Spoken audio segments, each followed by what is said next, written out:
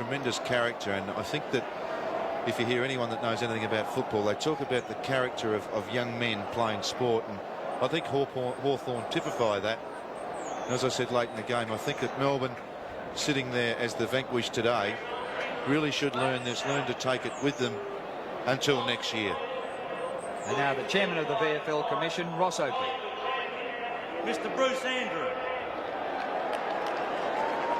just 19 at the age of 19, Bruce Andrew, some 60 years ago on this day, played in a winning Collingwood Premiership team on this ground. He's been a great worker for the Victorian Football League over the years, and it's a great honour that I present Bruce to you to present the Norm Smith Medal. The Norm Smith Medal has been won by a unanimous vote to Mr. Gary Ayres.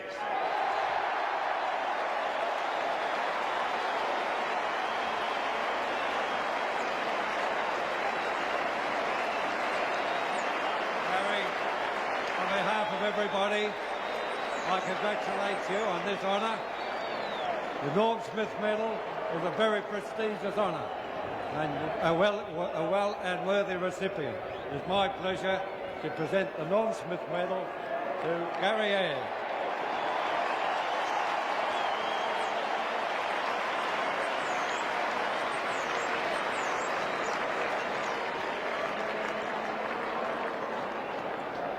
Ladies and gentlemen, we've seen a really great team play here today and a wonderful win to the Hawthorn Football Club.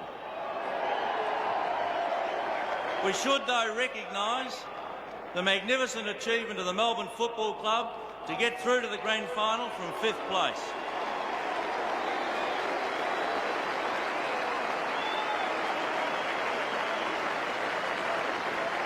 We have another former champion here today in the person of Robert Flower to present the Premiership Cup and the medallions to the winning team.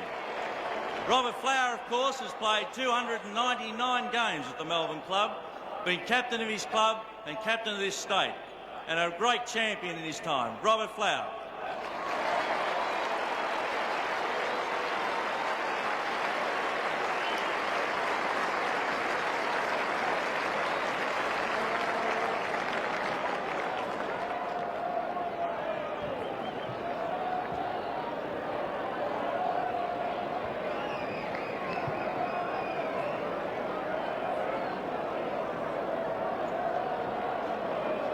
Now, ladies and gentlemen, we would ask the Hawthorn players to come forward and accept their 1988 VFL Myer Premiership medallions.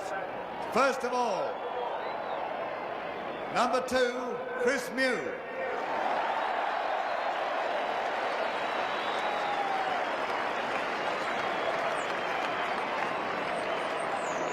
Number 6, Tony Hall.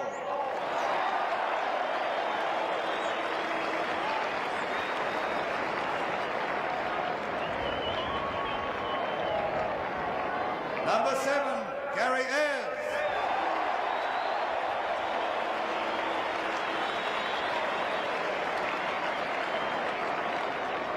And number 9, the Big Dipper, Robert DiPierdomenico.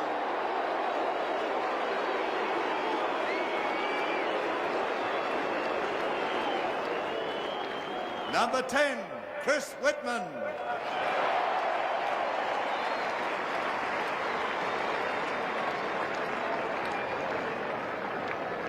Number 11, Gary Buckenara.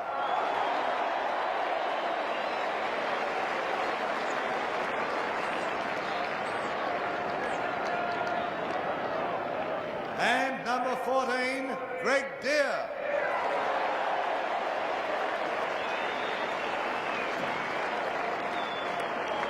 Number 18, Darren Pritchard.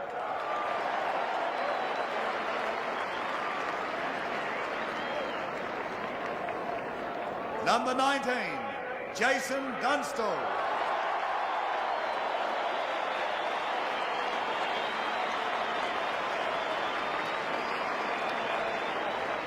Number 20, Scott Maginness.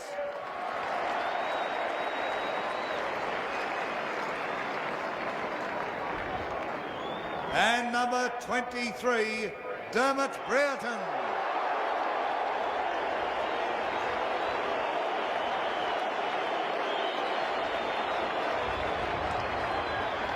Number 24, Chris Langford.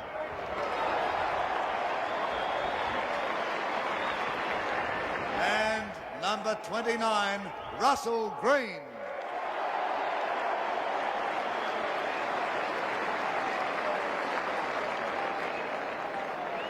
Number 30 coming your way, Peter Schwab.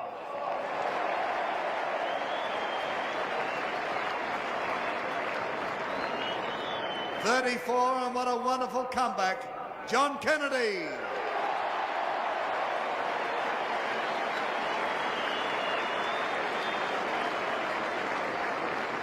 '35, James Morrissey.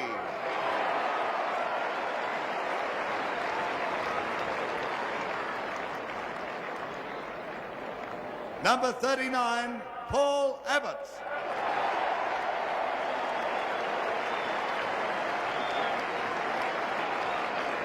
Number 40, Andrew Collins.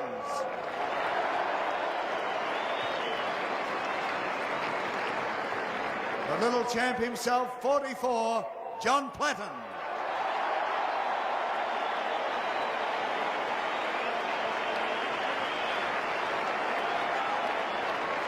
And of course, the coach of Hawthorn, Alan Joyce.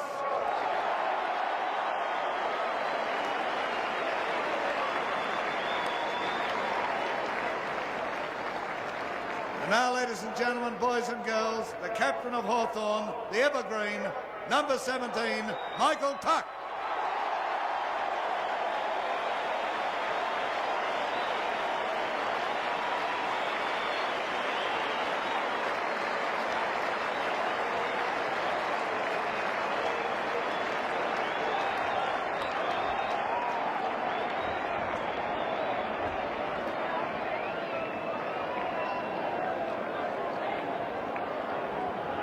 Here's the moment you've been waiting for.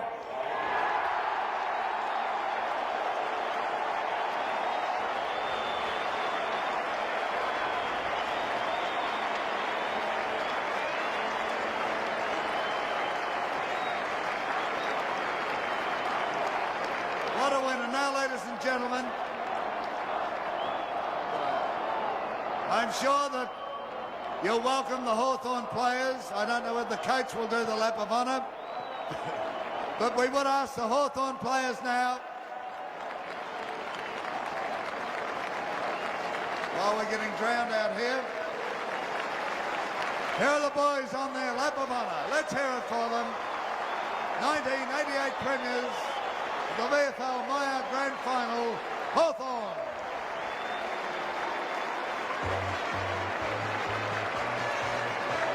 So the Hawthorn players doing their lap of honour now with the 1988 Premiership Cup, the bicentennial Premiership Cup, won by Hawthorn. And so Alan Joyce will go down in the record books, having coached the side for 1 year, and we presume next year back as their football manager.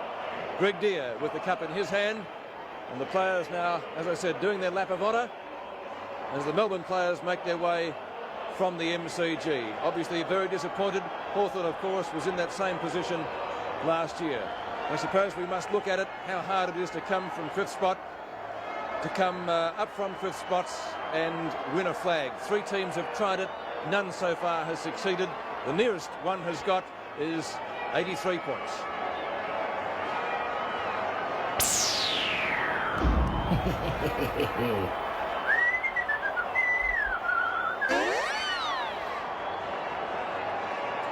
Drew Dennison, I mentioned it before, that Hawthorn had lost only 3 matches during the course of the year, so they were certainly the place setters for most of 1988.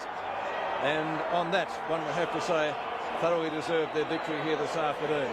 Certainly full credit to Melbourne to do what they did. They nearly brought off the impossible, but on the day, they found that coming from that 5th spot was very, very hard indeed. Hawthorn really hardly had a weak link. I guess the only player that possibly would be disappointed, and I don't really think that's the word, is Chris Whitman.